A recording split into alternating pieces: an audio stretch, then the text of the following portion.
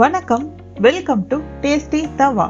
இன்னைக்கு சுவையான கேரட் பாயசம் எப்படி செய்யறதுன்னு பார்க்கலாம் வாங்க. 4 மீடியம் சைஸ் கேரட் எடுத்துக்கோங்க, ஃப்ரெஷ்ஷா எடுத்துக்கோங்க.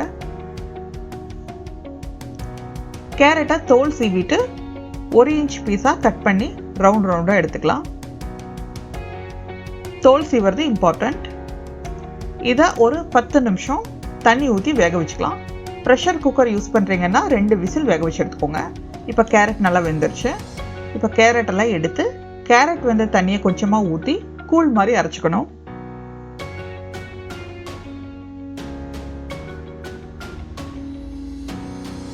இந்த மாதிரி அரைச்சி வச்சுக்கோங்க. இப்போ 4 மீடியம் சைஸ் கேரட்டுக்கு 3/4 லிட்டர் பால் தேவைப்படும்.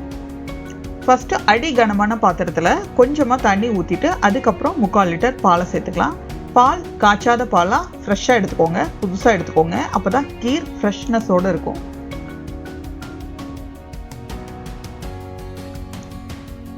மீடியம் ஃப்ளேம்லேயே பால் கொதிக்கட்டும்.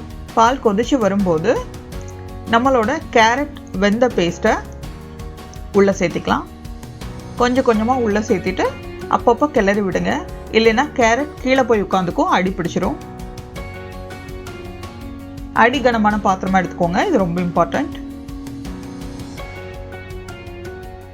கேரட் இந்த பால்லையே ஒரு 2 நிமிஷம் மீடியம் ஃப்ளேம்ல வேகட்டும். அப்பப்போ கிளறி விட்டுட்டே இருங்க.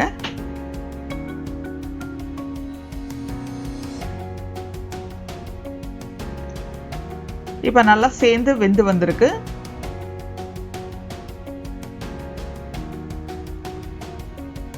கேரட்டோட கலர் நல்லா தெரியும் பாருங்க.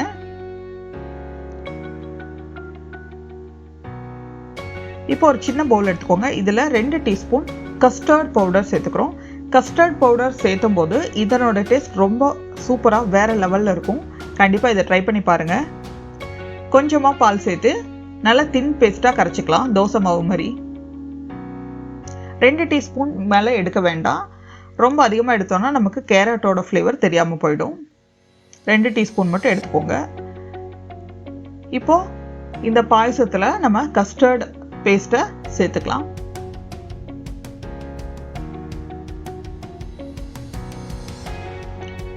கஸ்டர்ட் சேர்த்ததுக்கு அப்புறமா 2 நிமிஷம் மீடியம் ஃப்ளேமில் வேகட்டும். இந்த பாயசத்தை நீங்கள் வீட்டில் சின்ன பார்ட்டி பண்ணுறீங்க, கெஸ்ட்டு வராங்க, சின்ன ஃபங்க்ஷன், எனி செலிப்ரேஷனுக்கு இந்த பாயசம் ஒரு பெட்டர் ஆப்ஷன். ரொம்ப டேஸ்ட்டாக வேற லெவலில் இருக்கும்.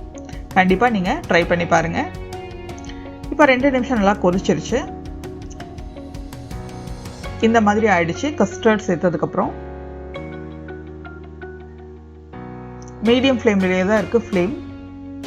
இப்போ 100 கிராம் சர்க்கரை எடுத்துக்கோங்க. ஃபஸ்ட்டு சர்க்கரை கலந்ததுக்கப்புறம் டேஸ்ட் பார்த்துட்டு தேவைப்பட்டால் மட்டும் போடுங்க. சர்க்கரை ரொம்ப அதிகமாக சேர்த்தோன்னா நமக்கு கேரட்டோட டேஸ்ட் தெரியாமல் போயிடும், அந்த ஃப்ளேவர் கிடைக்காம போயிடும். அதனால் கேரட் பாயசத்துக்கு சுகர் கொஞ்சம் பார்த்து போட்டுக்கோங்க. இப்போ சர்க்கரை நல்லா கரைஞ்சிருச்சு. கன்சிஸ்டன்சி இந்த அளவுக்கு இருக்குது. இதுக்கு 1 நிமிஷம் ஆயிருக்கு. இப்போ நம்ம மணத்துக்காக ஏலக்காய் பவுடர் 1/2 டீஸ்பூன் போட்டுக்கிறோம். போட்டு நல்லா கலந்து விடுங்க. இந்த கன்சிஸ்டன்சி இருக்கணும். இந்த கன்சிஸ்டன்சி இருந்தால் சாப்பிட்றதுக்கு நல்லாயிருக்கும்.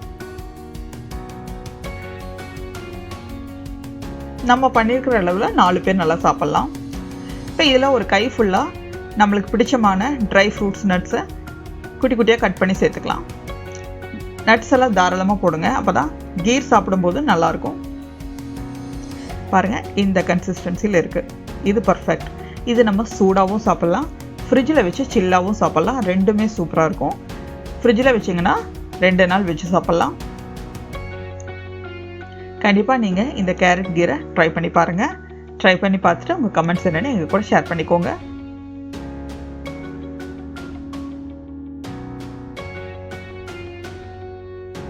இந்த ரெசிபியை ட்ரை பண்ணி பாருங்கள். பிடிச்சிருந்தா லைக் பண்ணுங்கள், கமெண்ட் பண்ணுங்கள், ஷேர் பண்ணுங்கள், சப்ஸ்கிரைப் பண்ணுங்கள். கூடவே பெல் ஐக்கானையும் கிளிக் பண்ணிடுங்க. தேங்க்ஸ் ஃபார் வாட்சிங்.